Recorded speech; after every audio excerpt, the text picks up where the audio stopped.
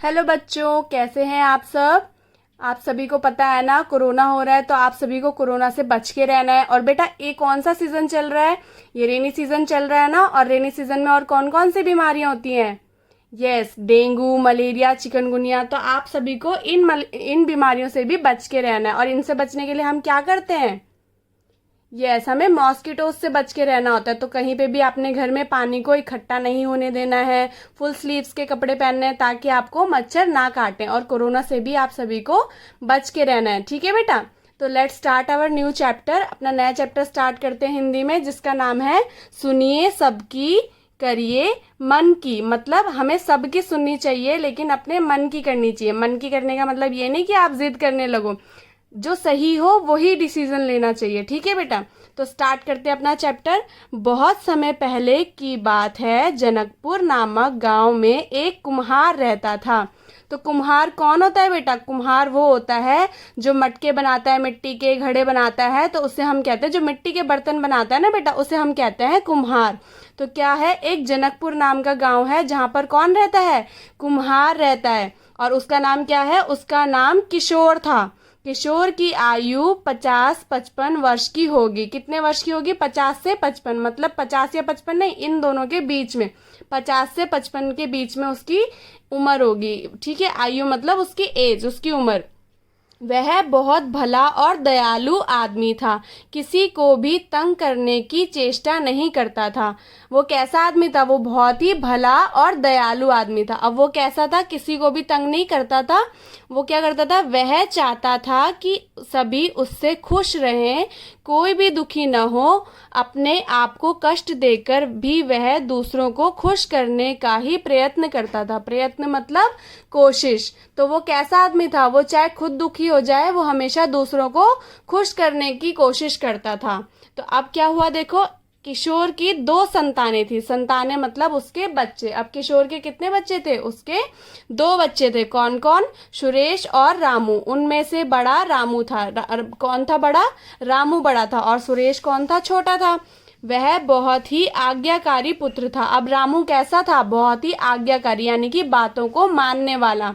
ठीक है, वह हमेशा अपने माता पिता की आज्ञा का पालन करता था। मतलब उसके मम्मी पापा उसे जो भी कहते थे वो उन बातों को मानता था। ठीक है बेटा।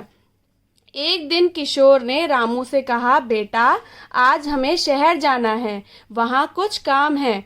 तुम्हें और मुझे दोनों को ही जाना होगा, इसलिए तैयार हो जाओ। गधे को भी तैयार करके ले चलो, कुछ सामान भी लाद कर लाना होगा। अब उसने एक दिन क्या बोला कि हम दोनों को कहाँ जाना है? शहर जाना है। और तुम भी तैयार हो जाओ और गधे को भी तैयार कर लो, हमें क्या करना है? वहां से कुछ सामान भी लाद कर लाना होगा। तो रामू ने अपने पिता की आज्ञा का तत्काल पालन किया। तत्काल मतलब तुरंत, उसी समय। वह तैयार होकर आ गया और गधे को भी ले आया। दोनों गधे को साथ लेकर चल पड़े। दोनों बातचीत करते पैदल ही जा रहे थे। गधा भी साथ साथ चल रहा था। अब दोनों क्या कर रहे थे? पैदल पैदल जा रहे थे और गधे को भी साथ साथ ले जा रहे थे, आपस में बातचीत करते हुए। तो आगे क्या हुआ? वे अभी थोड़ी ही दूर गए होंगे कि रास्ते में 2 यात्री मिल गए। यात्री कौन होते हैं? जो एक जगह से दूसरी जगह ट्रैवल कर रहे हो, सफर कर रहे हो, उन्हें हम क्या कहते हैं? यात्री कहते हैं। तो वो जा ही रहे थे, उन्हें रास्ते में 2 यात्री मिल गए। यात्रियों ने कहा, कितने बेवकूफ हैं ये दोनों, गधा साथ होते हुए भी पैदल चल रहे हैं। हमारे पास गधा होता तो हम कभी भी पैदल न चलते। अब उसने क्या बोला कि ये तो बहुत ही बेवकूफ हैं दोनों के दोनों, ये तो पैदल चल रहे हैं। अगर हमारे पास गधा होता तो हम कभी भी पैदल नहीं चलते, हम तो उसके ऊपर बैठ के जाते। अब क्या हुआ आगे? किशोर ने यह सुनकर पुत्र से कहा, बेटा यह ठीक कहते हैं, तुम इस गधे पर बैठ जाओ और मैं पैदल चलता हूँ। अब उसने क्या बोला कि बेटा तुम बैठ जाओ गधे पर और मैं पैदल चलता हूँ। रामू गधे पर सवार हो गया। आगे कुछ दूर एक गांव था। रास्ता गांव से ही होकर गुजरता था। गांव में एक चौपाल थी। चौपाल क्या होती है बेटा? गांव में एक जगह होती है जहां पर सभी लोग इकट्ठा होते हैं, बैठते हैं। तो उस जगह को हम क्या कहते हैं? चौपाल कहते हैं। वहां पर पंचायत भी लगाई जाती है। ठीक है बेटा। तो चौपाल पर कुछ बूढ़े इकट्ठे बैठकर हुक्का पी रहे थे। एक ने कहा, देखो जो बात मैं कह रहा था सच निकली ना। आजकल के जवान अपने माँ बाप की तनिक भी परवाह नहीं करते। तनिक मतलब बिल्कुल भी। बेचारा बूढ़ा तो पैदल चल रहा है और यह हट्टा कट्टा लड़का गधे की पीठ पर। तो अब वो लोग क्या कहने लगे, वो कहने लगे ये कैसा लड़का है, इसका पापा तो पैदल चल रहा है, बेचारा बूढ़ा होके पैदल चल रहा है और ये हट्टा कट्टा होके भी गधे की पीठ पर बैठकर जा रहा है। तो फिर क्या हुआ, रामू इस बात को सुनते ही झट गधे से उतर पड़ा और उसने अपने पिता को गधे पर बैठ जाने को कहा। अब उसने क्या करा, जैसे ही उसने ये बात सुनी वो फटाफट से उतर गया और उसने अपने पापा को बोला कि आप बैठ जाइए। पिता ने उसकी बात मान ली और गधे पर सवार हो गया। जैसे ही वे अगले गांव में पहुंचे, बच्चों की एक टोली सामने आकर खड़ी हो गई। उनमें से एक ने कहा, अरे ताऊ, क्या तुझे शर्म नहीं आती कि लड़का तो पैदल चल रहा है और तू गधे पर सवार है। अच्छा तो यह होता कि तू इसे भी अपने साथ बैठा लेता। अब वो लोग क्या कहने लगे कि तुझे शर्म नहीं आती कि तू बैठा हुआ है गधे पर और तेरा लड़का पैदल चल रहा है। अच्छा तो ये होता कि ये भी तेरे साथ गधे पे बैठ जाता। तो क्या हुआ, किशोर ने बच्चों को खुश करने के लिए रामू को भी अपने साथ बैठा लिया। आगे पहुंचने पर एक गांव में कुछ किसान मिल गए। एक ने उनसे पूछा, गधा तुम्हारा है या किसी और का, जो दो दो उसके ऊपर लदे हो? तुम जैसे हट्टे कट्टों को चाहिए कि कुछ देर गधे को भी आराम दो। बेचारा तुम दोनों को उठाए उठाए थक गया होगा, अब कुछ देर तुम भी इसे उठाओ। अब उसने क्या बोला कि तुम लोग कैसे लोग हो, गधा तुम्हारा ही है या किसी और का, जो दोनों के दोनों इस पे बैठ गए हो? इससे तो अच्छा ये होता कि अब तुम दोनों इस गधे को भी आराम दो और थोड़ी देर इस गधे को तुम भी उठाओ। तो फिर दोनों ने क्या किया, किशोर ने गधे को आराम देने के लिए गधे के ऊपर एक रस्सा उतारा और उसकी टांगें बांध ली। टांगों के बीच में एक डंडा डालकर एक ओर से किशोर और दूसरी ओर से रामू ने उसे उठा लिया।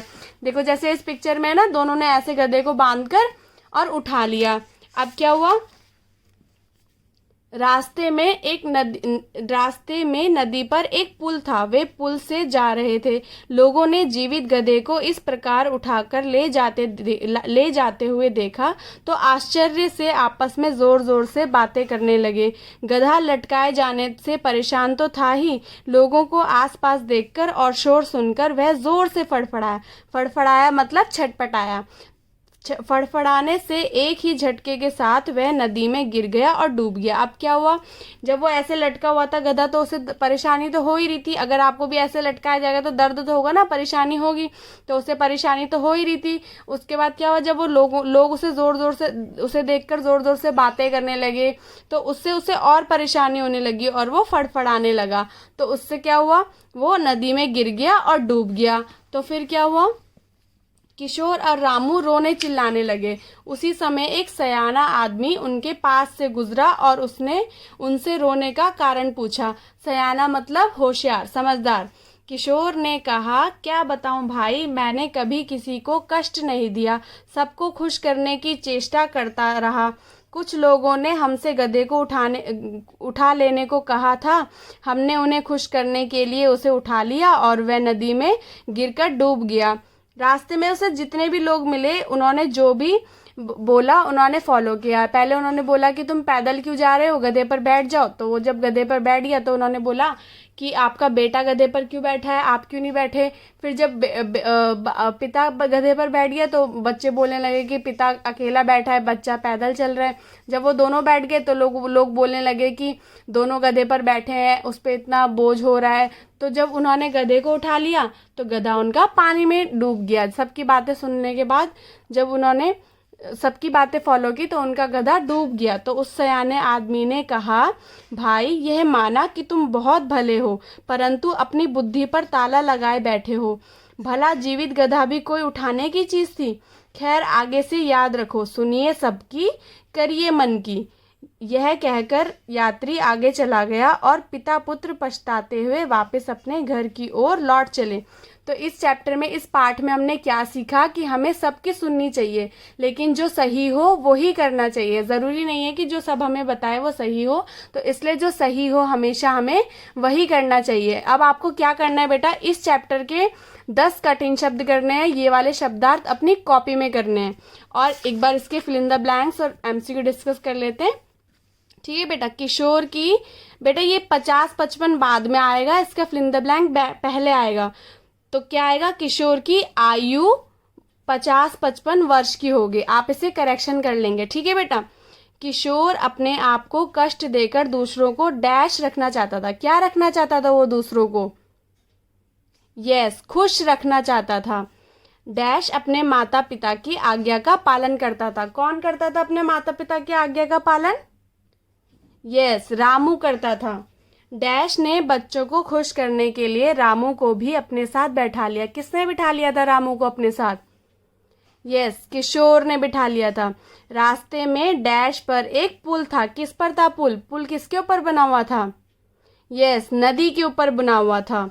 और ये देखिए, जनकपुर नामक गांव में एक डैश रहता था। कौन रहता था जनकपुर नामक गांव में? किसान, कुम्हार या धोबी? यस, कुम्हार रहता था। किसने कहा तुम इस गधे पर बैठ जाओ और मैं पैदल चलता हूँ? किसने कहा था कि तुम गधे पर बैठ जाओ और मैं पैदल चलता हूँ? यस, किशोर ने कहा था। रास्ता कहाँ से होकर गुजरता था? रास्ता था जो शहर जाने का रास्ता था, वो कहाँ से होकर गुजरता था? यस, गांव से होकर गुजरता था। और फड़फड़ाने से गधा कहाँ गिर गया था? नदी में। तो बेटा आपको ये दोनों क्वेश्चंस, ये फिल इन द ब्लैंक्स और ये एमसीक्यू बुक में भरने हैं, और इसके वर्ड मीनिंग यानी कि शब्दार्थ और कठिन शब्द अपनी कॉपी में करने हैं।